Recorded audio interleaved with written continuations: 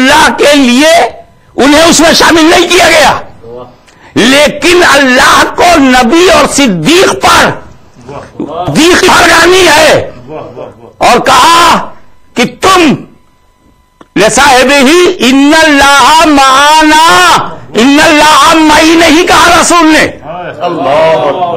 رسول نے یہ نہیں کہا کہ اللہ میرے ساتھ ہے، کہہ رہے ہم دونوں کے ساتھ ہے۔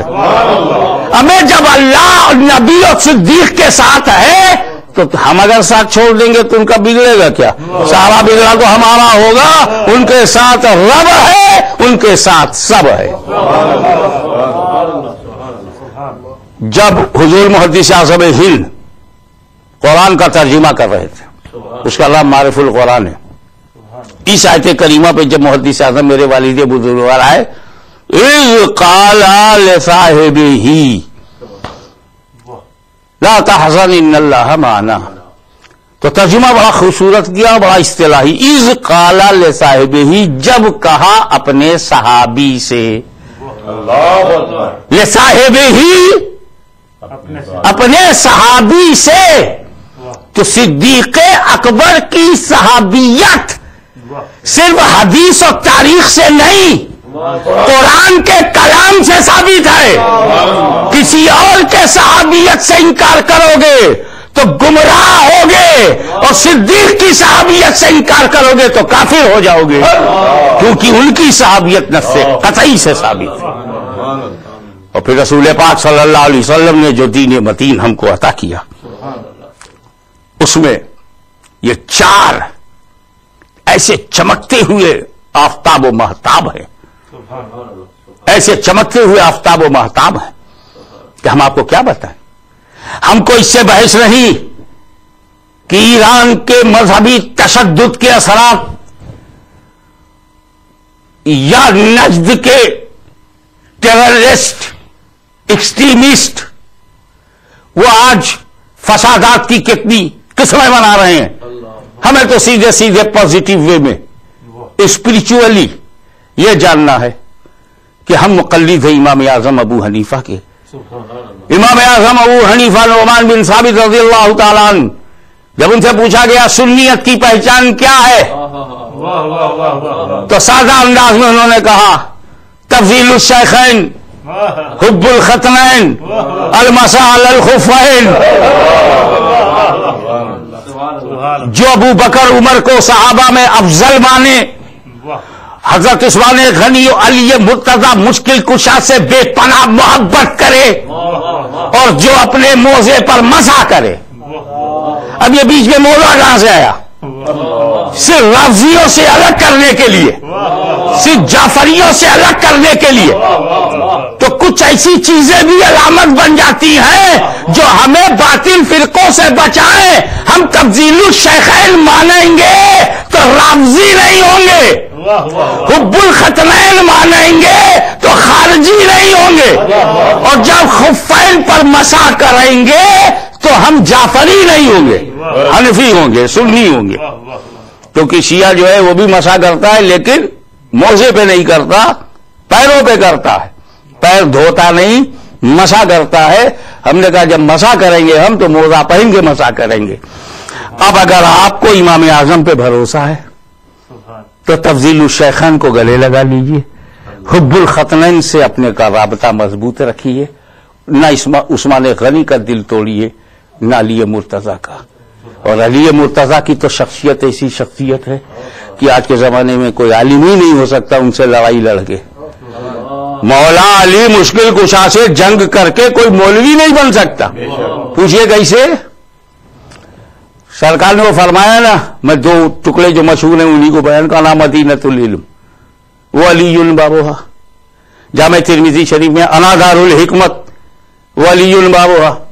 ہمیں علم و حکمت کا گھر اور شہر تو سرکار ہیں اور دروازہ علی ہیں۔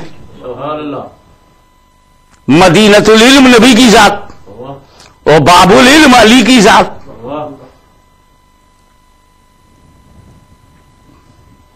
پہلے ایک لطیفہ سن لیجئے۔ علی مرتضی مشکل کشا نے اپنے ایک ساتھی سے کہا جو نبی سے 1 بار ملے گا مجھ سے 2 بار ملے گا، ہاں، نبی سے 1 بار، علی سے 2 بار، سیدھے سادھے جنتی صحابی تو ایسے بھی، جب مستقبل ان کی جنت ہے اور اللہ مغفرت فرمانے والا، اللہ ان سے راضی ہونے والا، ہر صحابی کے لیے ہمیں رضی اللہ عنہ کہنا ہے، کیونکہ اللہ جب راضی ہے تو رضی اللہ عنہ، ہم رضی اللہ عنہ کہتے بھی ہیں، انگلی بھی اٹھاتے ہیں.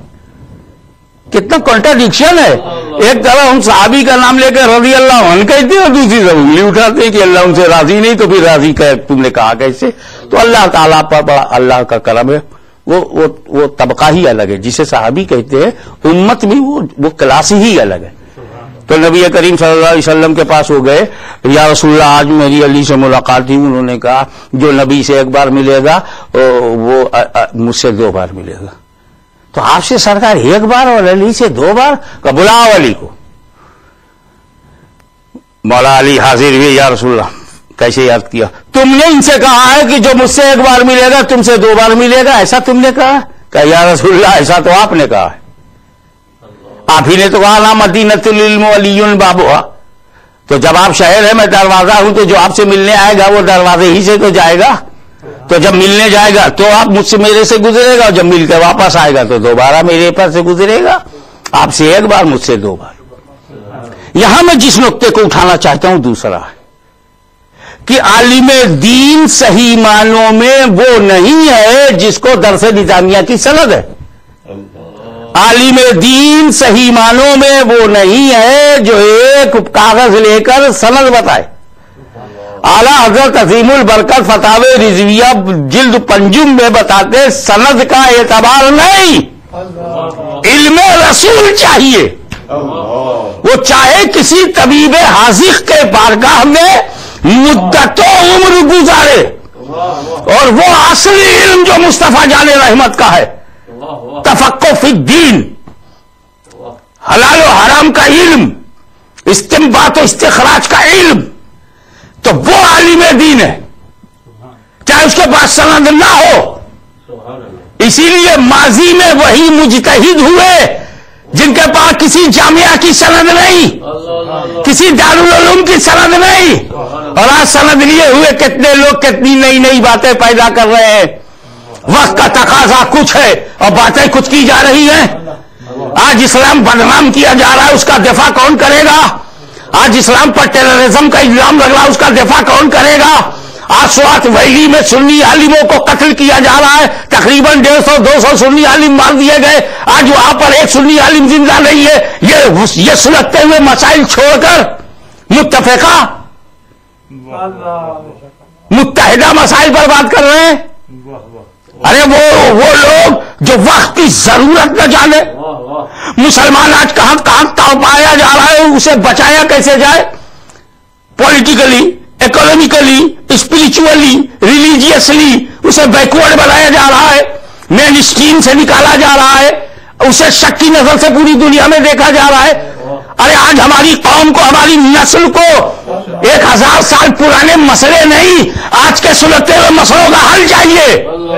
ہمارے علماء کی ذمہ داری ہے، ہمارے دانش والوں کی ذمہ داری یہ ہے کہ وہ ٹیررسٹ کا صحیح چہرہ سامنے لائیں.